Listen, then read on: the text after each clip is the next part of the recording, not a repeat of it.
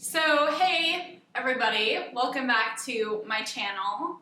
Ever since re-watching the entirety of PLL earlier this summer and making my Aria's A video, I've been on a bit of a Pretty Little Liars kick, and especially with the new reboot airing right now. I don't know, I want to make some more PLL content for you all.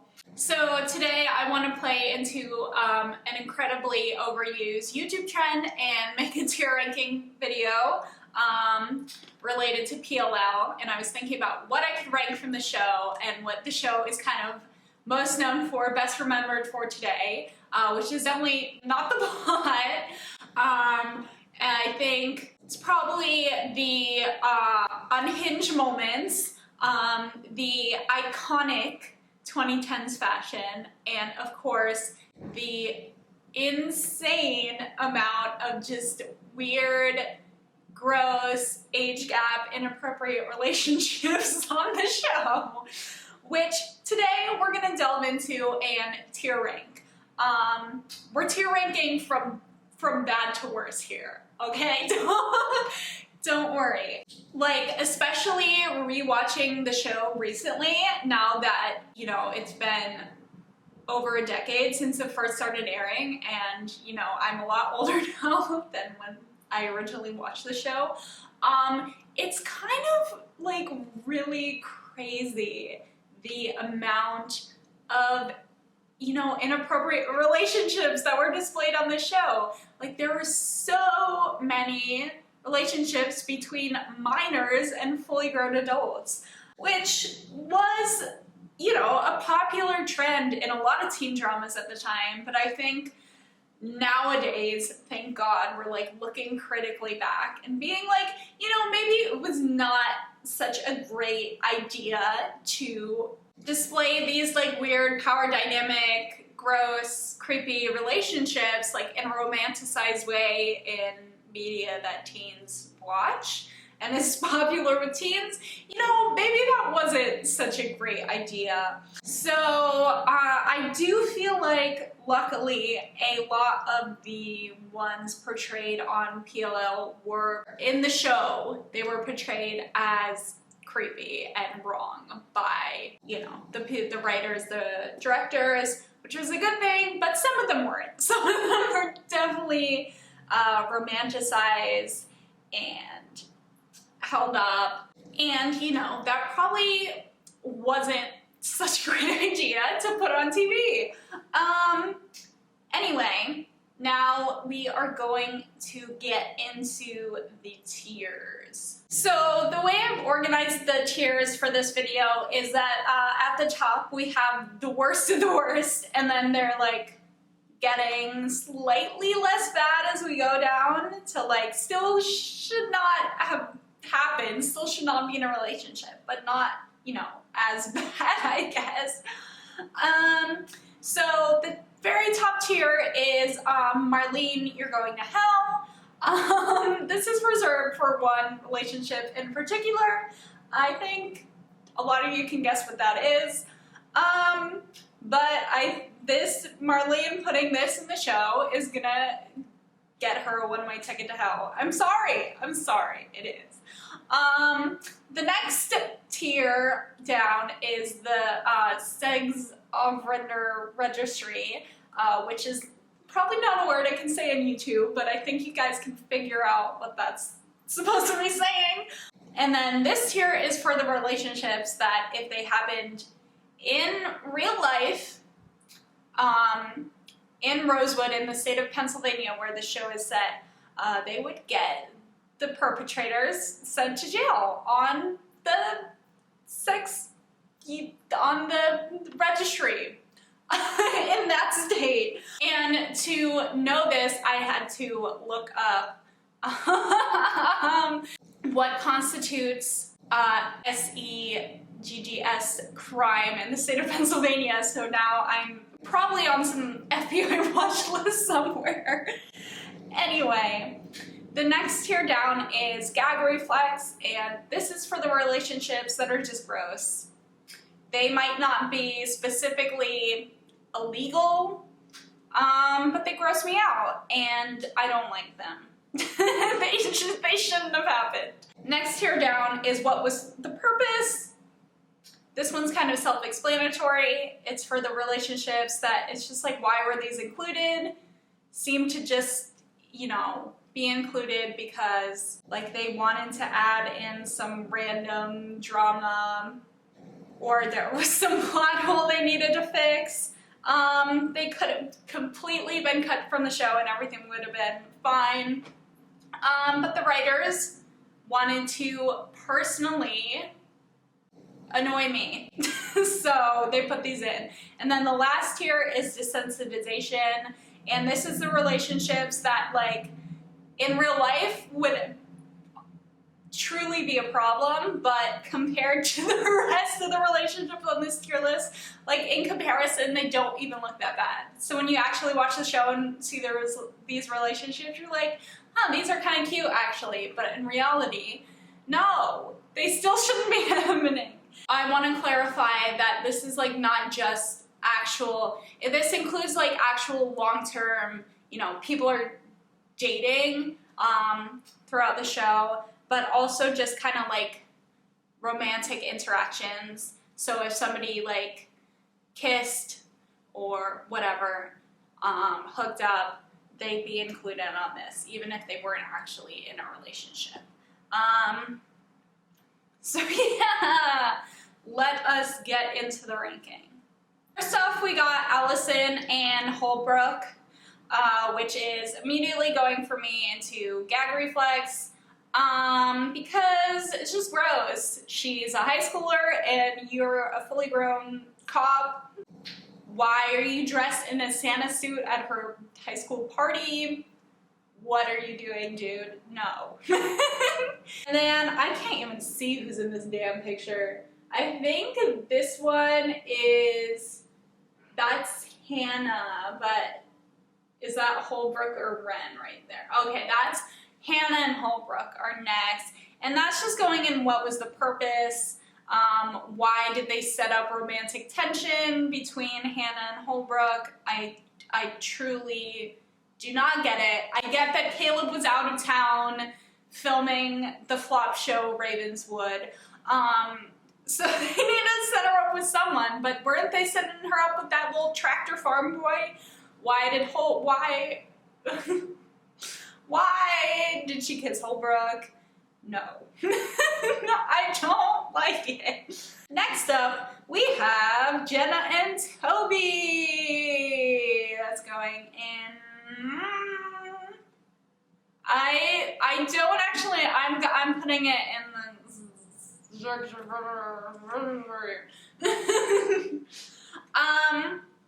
because Jenna assaulted Toby, and that was like never properly addressed throughout the show. He mentioned it once. He was like, Allison blamed me, but it was actually Jenna doing it, and then they like never talked about it again. And Jenna never suffered any consequences, and Toby was still like forced to be around her and help her out when she was going through surgery and stuff, and she kept pressuring him, and it was really uncomfortable. And I was like, why can't... Oh, this show. I love this show, but there are so many things that would change. Next up, we have Samara and Emily, which is one that a lot of people did not know was inappropriate in the first place. I think you can definitely watch the show without catching this, and they seem pretty good together. There didn't seem to be weird power dynamic stuff going on, but when Emily originally meets Samara, like, they say she's, like, Samara's in, like, a campus pride group, which implies that she goes to college, and Emily is not in college, she's in high school. It's not entirely made clear, but we're pretty sure that she's over 18. But I'm gonna put this in desensitization because, again, I think me and a lot of other people probably didn't even realize this was an inappropriate one. Next up, we got Jason and Aria. Now, I know a lot of people shipped Jason and Aria. I think just because it was like her one viable alternative to Ezra throughout the show, to be honest. But honestly, like, this was still like a really creepy relationship. First of all, again, it's the same, even though it's technically not illegal, like the age of consent in Pennsylvania is 16, I think, and I think the girls are 16 when the show starts. It's still kind of, it's weird that he's a fully grown man, like, pursuing this high school student, in the, you know, in season 2 or whatever. After the time jump, that's when I know a lot of people start shipping them. And they are fully grown adults at this point, so they can do whatever they want. They're both over 18, and I think that's totally fine. But I think a lot of people are forgetting that Jason was in the NAT club. He was a founding member, which is a club that's literal purpose was to spy on and film underage girls changing and engaging in acts. Yeah, and they filmed the wires, including Aria, which makes this relationship really uncomfortable for me. I know, like, his excuse was like, oh, I was like drunk and high the whole time, I didn't know what was going on or whatever. But you know, you're still part of this club, you still allowed it to happen, even if you didn't directly film it. You're still a founding member, so absolutely not. This one is going into gag reflex, because it grosses me out. Okay? So next up, I'm gonna do one of the probably the most iconic relationship on the show, which is, of course, Aria and Ezra. And this one, as you may have guessed, is the one that is going straight to the top tier. Marlene, you are going to hell for making this relationship canon in the show throughout all 7 seasons. Absolutely not. I think the thing with Ezra and Aria that makes it so sinister and so damning for Marlene is that, like, I mean, technically, I guess it's not really worse than, like, Wilden and Allison or, like, Ian's relationship with, like, they're all still, like, older predatory men creeping on minors. But the thing that makes Ezra and Aria, like, so much worse to me is that, like, at least Wilden and Ian were, like, portrayed as creeps in the show. Like, we're not supposed to like them, we're not supposed to defend their actions or, like, defend their relationships with minors, because obviously that's wrong. But with Aria and Ezra, the show 100% romanticizes their relationship and wants the people watching the show to root for them and to ship them. They make everyone who, you know, criticizes or questions, like, the appropriateness of their relationship, rightly so, you know, a villain in the show. I don't know, maybe this is a stretch, but I kind of feel like, you know, how is this, like, how is this legal to show on TV? Like, let's promote to a bunch of high school girls, like, this teacher-student relationship and tell them that, like, oh, this is true love and whatever. This is like a perfect, great relationship. I feel like there should be some regulations about that. I mean, I know Pretty Little Liars wasn't the only show to do this, wasn't the only teen drama to promote a relationship like this. There were plenty of, this is a big trope, teacher-student relationships, especially at the time.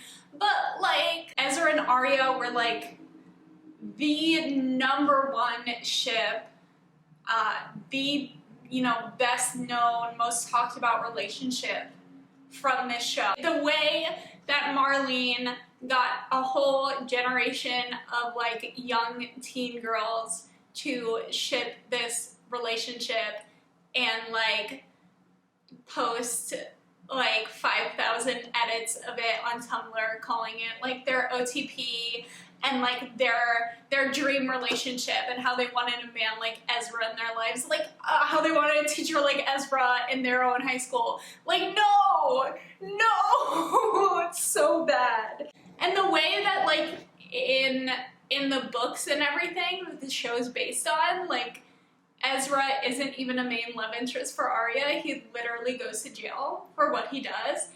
And then in the show, Marlene was like, no, let's just keep them together. Miss Ma'am, you're going to hell. I'm sorry. You have to pay for this somehow. Alright, so next up we got Ezra and Allison, which is going on the registry because she was 14 and he was in college. And I know this is like explained away in the show by saying, oh, she lied about her age or whatever.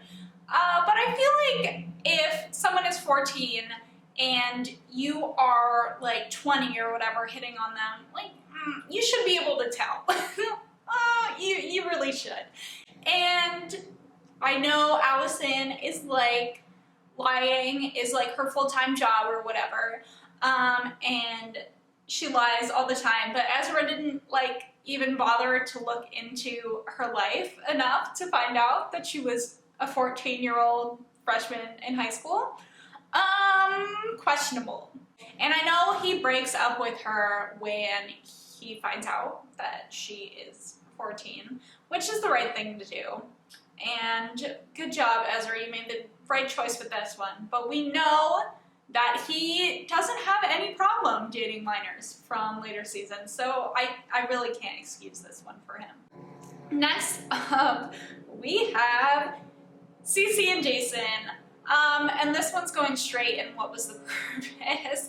I think the purpose was of this was just that they made CeCe and Jason in season 2 or 3 or whatever, when CeCe comes up to the show, be like old lovers, old flame or whatever, because they wanted, I don't know, they wanted some connection to her in the show.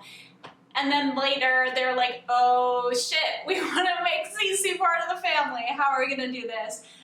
So they make her say, oh yeah, I just dated Jason to get close to Allison, but like nothing ever happened, like we didn't do anything. But that's not what's implied in season 2. She's like, is he still single? He was like, so we had a intense summer, so I guess they had an intense summer just like sitting around waiting for Allison. I don't know, but this is just gross. We don't want like some weird incest sibling. They're not even siblings, are they? Aren't they like cousins technically? I cannot keep track of the freaking familial relationships in this show. Anyway, either way, it's weird. And shame on the writers. It's what happens when you don't plan things out, kids. You get incest. Alright. Next up, we have Emily and Talia. Emily is, I think, a senior in high school. She might be technically 18 at this point when she's working at the brew and dating Talia. But still, it's weird because we find out that Talia is married, meaning she's definitely, you know, she's definitely into her 20s and like has a full career. And is like kind of cheating with Emily, but not really, manipulating her. I don't know. Technically, I don't know if it really counts as an inappropriate relationship because I think Emily might be 18. But still, it's just uncomfortable. And I'm just going to put this in what was the purpose, because what was the purpose of this relationship anyway? This one sucked. They needed to give Emily better love interests throughout the show. Then we got Wilden and Allison. This one is going straight to the top of the registry. Mr. Sir went on vacation with a 14-year-old and got her pregnant, supposedly. We never like really find out what happens with that. CeCe is just like, oh, I think Allison might have been pregnant with Wilden's child. And then that, like, was she actually pregnant? That didn't go, anyway. Lost plot lines of ELL. Anyway, still super uncomfortable that this man who was definitely, I mean, I guess we don't really know how old Wilden is. It's implied that he's like the same age group as like whatever Jason and Ezra or whatever. So he might have been like 19, 20 at the time. Still gross. But this man in the pilot or whatever, he looks like definitely in his 30s to me. Which means he was like in his late 20s impregnating a 14-year-old girl. No! That's so disgusting. And then he goes on to become a cop. How is this allowed? Anyway, at least it's framed in the show that Wilden is like definitely like a creep and a bad person. Like his actions are not framed in a positive way, but I really don't think they're addressed enough given how disgusting this situation was. Anyway, moving on, we have Hanna and Ren, who like kiss once randomly, and this is going in what was the purpose? Why did they kiss? I feel like Hanna had like some of the most stable and like best relationships throughout the show. And like none of them, surprisingly, unlike every other liar in the show, she somehow managed to actually date people her own age. So claps for the writers on Hanna, but they just gave her random like one-off kiss scenes that with like older men, because they just had to get everyone having some romantic interaction with adults that were like 6 years older than them when they were like 16. I don't know why. So that's going in what was the purpose, because we did not need to include that at all. Anyway, next up we have Wilden and Ashley. And yeah, again, this is probably going in gag reflex because, I mean, they're both obviously adults consenting to this relationship, but Wilden essentially bribed her by saying, you know, I'll get your daughter off charges if you sleep with me, which can't do that. And then he stalked her, essentially, kept coming to her house. So yeah, this was gross. And I'm glad Ashley got out of that and is back on her girl boss shit, stealing money from old people at the bank. Next up, we have Lorenzo and Allison, which honestly I forgot that this relationship even existed until I rewatched the show. And season 6, we had this new cop named Lorenzo who starts flirting with Allison in church or whatever, which, Mr. Sir, this is the house of God. We cannot do that. Anyway, honestly, I thought they're kind of cute together at first when I was originally watching this. But then I remembered that Allison was still in high school when this is going on. And Lorenzo is fully on the police force, a fully grown man. So no, this is just literally Rosewood Cops stay away from Allison challenge. Like, why they're all just predators. No. Anyway, this one's probably going in desensitization because, again, like at the beginning I thought it was kind of cute and I didn't even realize it was inappropriate. So yeah, see what this show does to me. It makes me excuse predatory relationships. God damn it. So next up we have Spencer and Ian.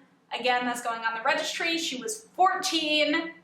He was like 20 whatever.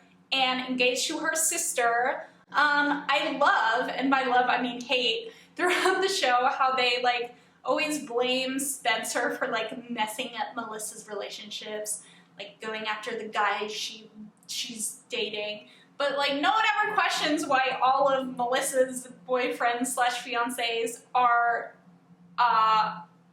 like want to hook up with her high schooler sister. Like, maybe we should look into that first. Maybe you're putting your concern in the wrong area here. Like, and I can't, Melissa goes back and literally gets engaged to this man after knowing that he, like, had a thing with her 14-year-old sister. With her sister when she was 14 and he was 21. I cannot imagine that. Oh, and then also Ian, you know, was also part of the NAT club. He was like the main contributing member who like filmed underage girls. Just a gross character overall, but you know, at least they don't excuse his actions in the show, which is good. Next up we have Jake and Aria. This one's going in desensitization because I feel like, honestly, this is one that other people bring up, like Jason and Aria, as like an alternative to Ezra and Aria that's like more appropriate or whatever, that was like better. And yeah, it is better than her dating her actual high school teacher, but like there's no way that Jake is, you know, her age, an appropriate age for a 16-year-old Aria. He is, you know, he has a career. He's a kids karate teacher. You know, I mean, look at him. He's not in high school. He's certainly an adult. Which again, why? This is just the thing with Aria. Like, just give her one love interest that's her own age. Jesus Christ, why is it so difficult? But again, I feel like just like in comparison to Ezra, this relationship was just so much better than that one. So I feel like it just goes in desensitization because of that. Next up, we have Garrett and Jenna. Again, Rosewood cops. They're all, every single one of the male cops in Rosewood has like dated an underage girl. It's a metaphor for real life, honestly. Anyway, Garrett and Jenna, again, she's a high school student, 16. He is a cop and also, I think, a family friend, which is really weird. Going in gag reflex. Why? Gross. They were kind of like a bit of an evil power couple, though, when they were on. But again, I feel like he really reduced Jenna's threat level and made her a lot less of a bad, menacing, like a bad bitch, menacing girl, because he was such a douche. And I didn't like that. So now we have Ian and Allison. I think this one's just really similar to Spencer and Allison. Ian is just like the crustiest, grossest man on the show. Now, actually, that might be Wilden. Wilden, Ezra, and Ian, they gotta be top three. They're like the holy trinity of predators. Yeah. Again, Allison is like 14, 15. He is in his 20s, engaged to another woman. This should not be happening. No. And I love how they, like, Melissa continues to blame these teenage girls for her fiance's infidelity. That's super fun. I think this is the last one. We have Ren and Spencer. Again, kind of same with Ian and Spencer, but technically Spencer is over the age of consent when this happens. So they're going in gag reflex because I just think it's gross that, you know, Ren is a fully grown man with a doctor, with an MD, pursuing this high school girl. Like, no. Ren got what he deserved, being turned into a necklace. To be honest, well, okay, maybe that was a bit too far. But Ren always seems to like when Spencer goes to him, or when they like have romantic moments together, it always seems to be like when Spencer is at her most vulnerable, like when she has a big fight with her family, or like just breaks up with her boyfriend. Again, that's just super uncomfortable, especially with the age power dynamics. So yeah, I never liked this relationship, to be honest. So that's all the relationships that I'm going to be ranking in this video. Let me know if I missed any. I probably did, considering like the sheer horrendous amount of creepy relationships that were portrayed in the show. But yeah, I wanted to include, you know, things that weren't just like uncomfortable, or like relationships with like people that turned out to be bad, or like working for A or whatever, because I feel like that's just, you know, part of the plot of the show. But like actual things that like were, you know, had weird age gaps, or like uncomfortable dynamics, illegal dynamics that were not relevant to the plot of the show and did not need to happen.